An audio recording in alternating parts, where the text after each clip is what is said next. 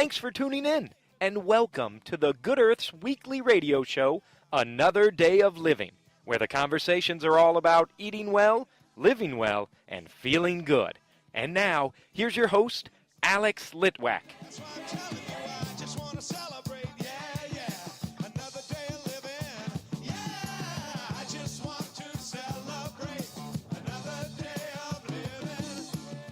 I am back with astrologer Phyllis Salina in her fabulous yard, and we are going to do part 2 of our conversation about astrology. Hello, Phyllis. Hello there. In part 1, we talked about some generalities about astrology, about the fact that the sun and the moon and the stars and the asteroids all are impacting the energy of our life. We talked about the different houses and that the natal chart is your birth chart, but that you may also have a chart done every year that can be used as a little bit of a guide for what might happen in the next year. And today we are going to talk about all the different signs. What's the first sign? I think it's Aquarius, but am I wrong? You're wrong. Dang. Dang. Oh, well, all right. So what is the first sign? So there's what astrologers call the natural chart. So, and they have like like the houses were numbered 1 through 12, so are the signs. So the first sign is Aries. And Aries is about me, mine, what do I think, how do I feel. Aries are thinking about themselves. They're thinking about what they want to do. Well, that makes them sound selfish, which they're not. It's that they are self-driven. You know, I spent a lot of time in therapy and doing counseling and stuff like that. And one of the things I find frequently is that people need to be able to figure out, what do I want, how do I feel, and what do I do? I mean, that's a lot of what people go into therapy for. So you could think of Aries as being someone who doesn't have to have that particular issue in therapy because they know generally what they want, how they feel, and all the rest. So it's more, and in everybody's chart, Aries is somewhere. See, because even if, like I told you, Alex, you have a house that doesn't have any planets, on the cusp of that house, there's Taurus. So it's like Aries is going to be on the cusp of some house because it's always cusped that way. So it will have an influence. Plus, you could be a completely different sign and you're going to have Aries. You could have it in a different planet.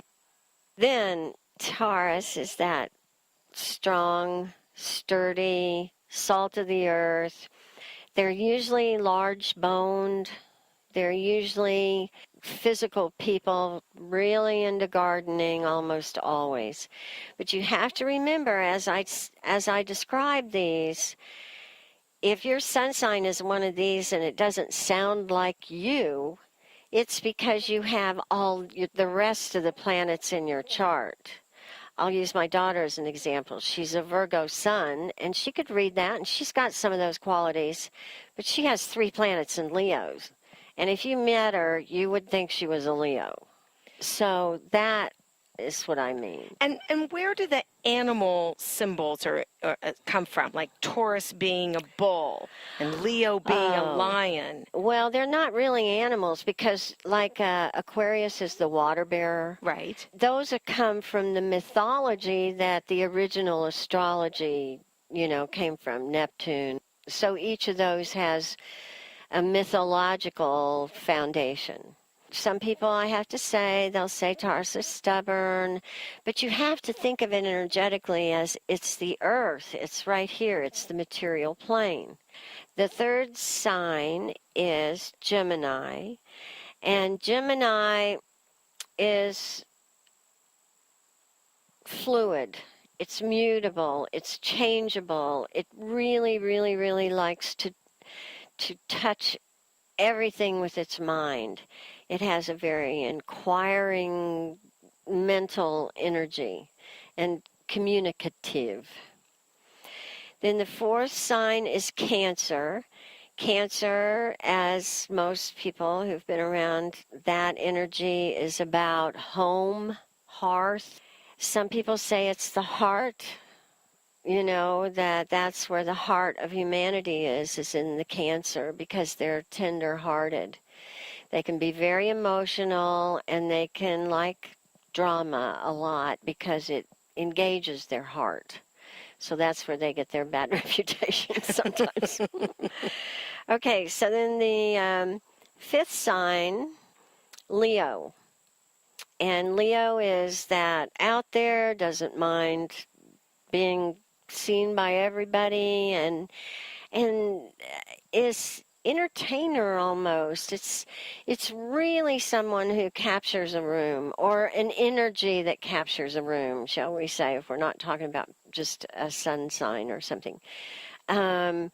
It's flamboyant, it's fire, it's passionate. There's a lot about a Leo. There is a myth that there's only one Leo allowed in each room. Oh, really? Because they take over? Well, yeah, because they really, they're ruled by the sun. And so they think they're the center of the universe.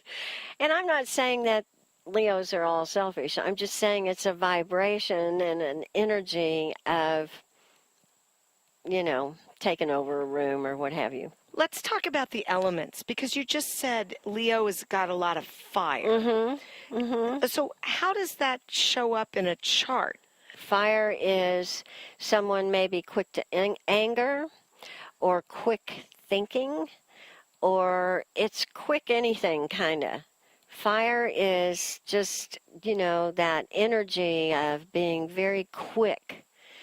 And then there's water, which you could say is less quick. Water kind of needs to absorb into things before it gets things. Earth, you think of Taurus, but there's other earth signs. The earth is that earth element, stable, grounds people. We have to have the earth element in our charts, or we'd be airy fairies. And I'm sure you've met some airy fairies. Yes, absolutely. Who have no earth in their chart. Just completely ungrounded. Yeah. Okay. Uh-huh. And then there's, what did I leave out? Air. And that's mental.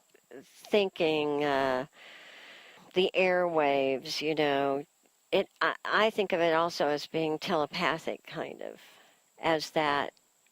And it's quick as well. Put air and fire together and you get a lot going on. Sounds like fun to me. Sounds like fun to you. All right, so the next sign. Virgo. Virgo is very intent on things being a certain way. They have a reputation for being perfectionistic. But again, we have to have this energy. They're the ones who taught us how to make lists. And if you are an airy fairy by any chance, you need a Virgo helping you so you can keep track of the checkbook or the bills or what have you, because Virgo is very meticulous and perfectionistic. And one of their lessons really is to learn that things can be perfect, but people can't. And they always say about Virgos, it's serve or suffer. So it's a service sign. They do take care of people. They make the whole vibration is the vibration of nurses, keeping track of things and serving. That's a very Virgo kind of energy. Okay, then Libra. Libra, you could say, is the peacemaker. They are air, so they're very verbal, but they also have a hard time making decisions because they're all about balance. It's like it's gotten to the point in the sphere of astrology where we had Aries, which is about me, and Libra is its polarity opposite, which is about love and weighing things and really seeing everybody's side of things. They're like real peacemaker, can be peacemakers. So if you think of Aries Libra as a continuum, okay, so that's me and them, okay? Very cool. Yeah, so then the next one, the eighth sign is Scorpio, which is that it's water, very emotional, ruled by Pluto, very transformational, very, I don't want to talk about surface things. I want to get way down deep into the guts of things, you know. Get to the nitty gritty. The nitty gritty. It's like, don't bother me with that other stuff. And the other thing about Scorpio is that they're very psychic. But they do have an element in them that can be very self-destructive or other people destructive. Like they might have a quick temper that says something that shouldn't have been said or something like that. And the story I use about that is a scorpion. That a scorpion could sting itself one time. Well, if a Taurus got stung one time, it would look, it would examine, it would see what it was. It would be very slow and pedantic to respond. If a Scorpio stung itself, the scorpion stings itself, then it doesn't wait to see what it was. It just starts stinging. And so a lot of Scorpios have a bad reputation for just flying off sometimes and, you know, saying things they shouldn't. However, sometimes things need to be said, you know, so, so the polarity again is Taurus, Scorpio. So you've got the more slow responder, shall we say, and that continuum of energy goes all the way to Scorpio, which can respond in a heartbeat if there's any injustice or bad thing or... It feels as though the astrological signs that one has, that other end of the continuum is there because otherwise you would be completely extreme. Right. Right. You must have that other side. Well, and that's why I was saying we have Aries somewhere, is that there's always, even if you don't have any planets in, let's say, Taurus or Scorpio, there's going to be somewhere in your chart where on a cusp of some house is Scorpio, and opposing it is the cusp of another house, which is Taurus. All right, so after Scorpio is Sagittarius. Sagittarius is an educator, a philosopher. It's about expanding one's horizons, education, foreign travel. I have Jupiter in Sagittarius, and I grew up all over the world. So mine came in my birth chart, you know, but other people's can come at different times. So Sagittarius... I have an astrologer friend who's a Sagittarius, and she describes it as saying, the truth is, we know everything. And if people would listen to us, everything would be fine. Well, I'm not a Sagittarius, and I seem to have that attitude you as well. You feel that way, yes, too. Yes. I know, unfortunately, every human does. Okay, after Sagittarius is Capricorn, and Capricorn is ruled by Saturn, and Saturn brings this structure. Capricorn wants structure. One of the things they say about Capricorn is they would rather be famous among 100 people that's very exclusive than 1,000,000 people all over the planet. Interesting. Isn't it? So it's like the whole Capricorn vibe is about success, ambition. A lot of people align it with the father. It wants order, it wants structure. Capricorn, okay, Aquarius. Aquarius is the foreseer of the future. That's why they were talking about the dawning of the age of Aquarius, is that it's the foreseer The Aquarius vibe is seeing the future, and the vibration is very mechanical and very inventive. So there's a lot of creativity in the Aquarius vibe. And Aquarius is opposite. I didn't tell you Capricorn's opposite. I'll go back. But Aquarius's opposite is Leo. And so Leo's out having fun, being the center of everything and all of that. And then Aquarius, the opposite of that, is saying, well, but then we have to go do this. It's sort of like the future. But it's also quirky, and it's rebellious, and it doesn't fit in a lot of places. And it's very quick to shut fun down, I want to say. Oh, well, I don't like that. No, because they're thinking about sort of like a bigger picture. If you think of the continuum, Aquarius to Leo, Leo's like, woohoo, woohoo, let's have fun, yeah. And Aquarius is about, but we have to think about the state of the world. If it's a continuum of energy, less and less wants all that entertainment. They're more concerned with the state of the world, with the brotherhood of humanity. Why can't everybody get along? That kind of thing. Aquarians must be really upset right now. Oh, Aquarians are not having a good time. No. Yeah, there's a whole bunch of us not having a good time right now, and I'm not an Aquarian. What is the opposite for the Capricorn? Okay, the opposite for the Capricorn is Cancer. So if you think about what I said about Cancer, it's the heart, it's the home, it's that nurturing kind of thing.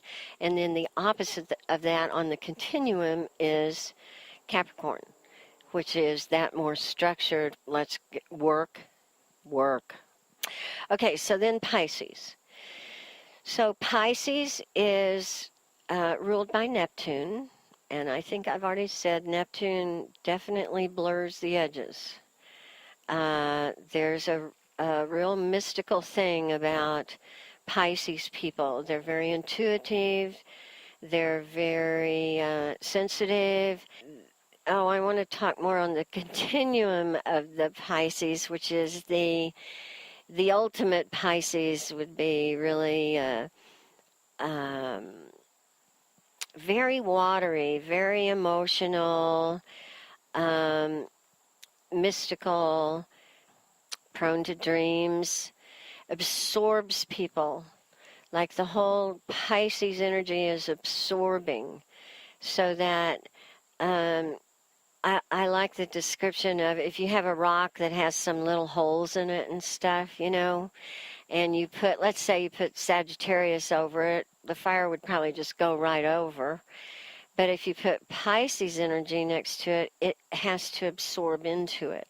The water has to go in, which makes them very deep feelers, just like Cancer, really. I think it'd be hard to be a Pisces. Of course, I'm an air sign in my head. So Pisces energy is opposite Virgo. So you've got Virgo who wants to make lists and nail things down, and Pisces who's flying through the air.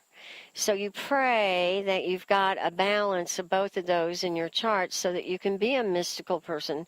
And there are people like that who, are very mystical people that write wonderful books. We're a combination of all these things. What I'd really like to talk about now, we've been through the houses, we've been through the signs, but you also have your universe that you're walking around in. You are more than a sun. Whatever your sun sign is, that is not you. It may be a part of you, and you may have other planets in those signs, which makes it seem a bigger part of you. But you have a moon, you have a Mercury, you have a Venus. Each of these planets is in a sign. You have Mars, Jupiter, Saturn, Uranus, Neptune, Pluto. You've got the moon, the sun and the moon. And you also have what we call the rising sign, which is on the cusp of the first house. And when you say cusp, that has to do with the dates? No, the cusps have to do with if you look at the sphere as a whole, it's divided into 12 pieces of pie. Okay. And like on those charts we print out on a flat piece of paper, those edges of that piece of pie are in a sign. There's so much to pay attention to, Phyllis. There is so much. That's why when you read sun sign astrology, it's crazy because it can be anything. You know, everybody knows their sun sign because that is based on the date. And you find out your rising sign, which is the introduction to your universe, the first thing everybody meets. Yours is Sagittarius. That's determined by the time you were born. And then the place places it on the sphere according to geography. One of the first things you said in the first interview that we did was that you see astrology as a language. Mm-hmm. It's a very complicated language. Well, it is, but if you tried to learn Russian, you'd find it equally as complicated. The reason I think people are intimidated is because there are a lot of levels, but it's really just a sign of symbols. Like if you were to learn the symbols for sun, moon, Mercury, Venus, Mars, etc., and you were to learn the symbol for Aries, Taurus, Gemini, you could read any chart. So really learning the symbols, and the more charts you look at, if anybody's thinking about doing it, really, the more you learn. It's just another way of understanding humanity. You can do the Enneagram, or you can do... What makes it a most interesting language, and it's such a powerful language, I think, is that it is one of the ways that we can all be connected. Mm-hmm. We're all looking at the same sun. Right. We're all looking at the same moon. Mm-hmm. The planets, we're in this galaxy. We all had the eclipse hit our Right. chart somewhere. Yes. I mean, I was printing charts like a maniac during the eclipse time because it's just fascinating. And it's like your shadow side is to be revealed by these 6 months. The eclipse impacts us for 6 months. How so? Well, it's just one of those things that people who study eclipses, I have a friend who does that a lot, it's like it's sort of like the solar return I talked about. There is a vibration set with the eclipse. And now you could make yourself nuts following all the eclipses, but this one I thought was meaningful. And they were all bunched together. There are like 6 planets all bunched together, plus a few other little things thrown in. And that is falling right square on people's charts. So the shadow self means pay attention to your negativity or your fears? I would say, in this time, what I would really say is all the things that you hate about Donald Trump, if that is your thing, is you have to look. Was there ever a time I had the thought, why don't we just blow up the Middle East and get it all over with? Have you ever had the thought, what are we going to do when our population is 350 million people? What are we going to do? And you've had some negative thought about it. He's carrying our shadow right now. So we have to look at him and say, what part of that have I contributed to? I'm sorry, I became a preacher all of a sudden. Well, but I think it's interesting.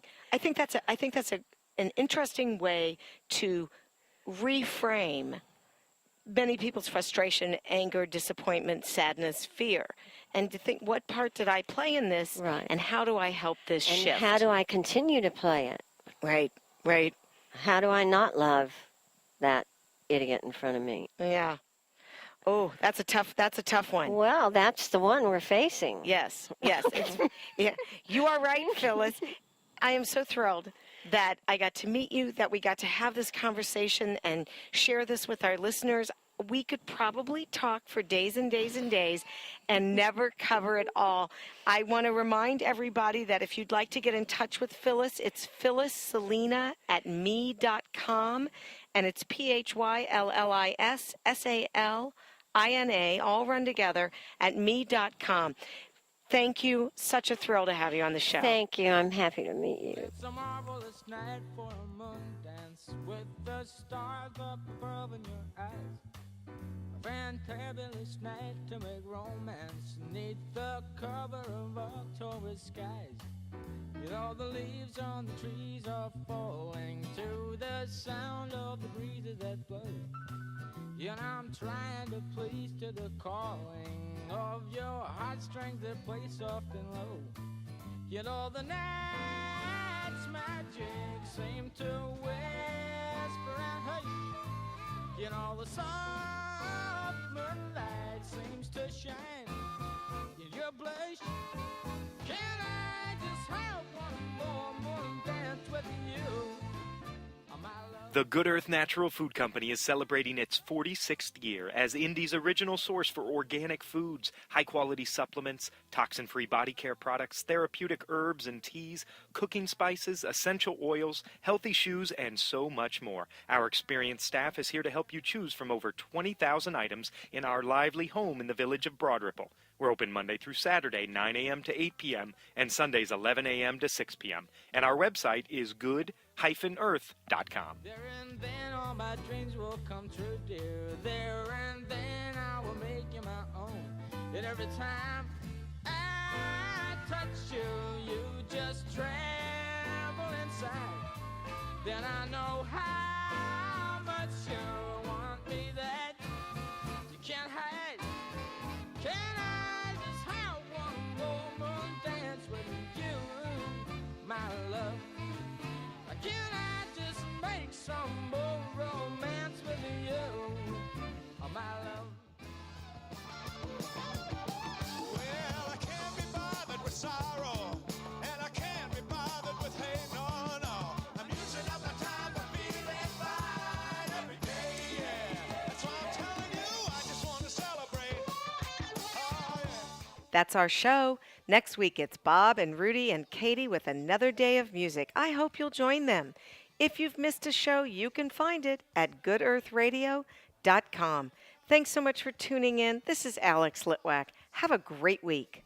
The happiest half hour of your day has been brought to you by the Good Earth Natural Food Company, keeping Indy healthy since 1971.